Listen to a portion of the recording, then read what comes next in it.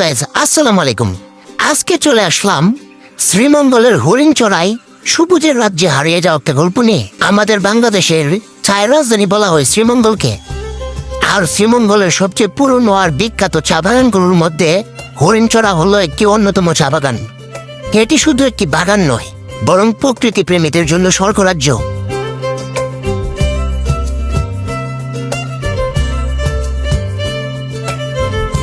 হরিণচড়ার রাস্তায় ঢুকলেই দুপাশে চোখে পড়বে সারি সারি চা গাছ।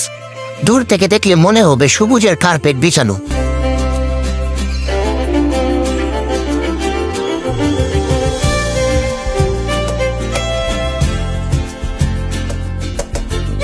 ভোরবেলা বা বিকেলের দিকে গেলে আপনি দেখবেন সূর্যের আলো চা পাতার ফাঁক দিয়ে ছড়িয়ে পড়েছে, যা ছবির মতোই সুন্দর। বর্ষার সময় বাগানের সৌন্দর্য আরো বেড়ে যায়।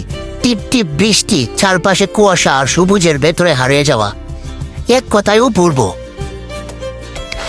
ভ্রমণ প্রেমীরা এখানে এসে প্রায় বলেন, মনে হয় চোখের সামনে একটা চলমান চিত্রকর্ম তৈরি হচ্ছে।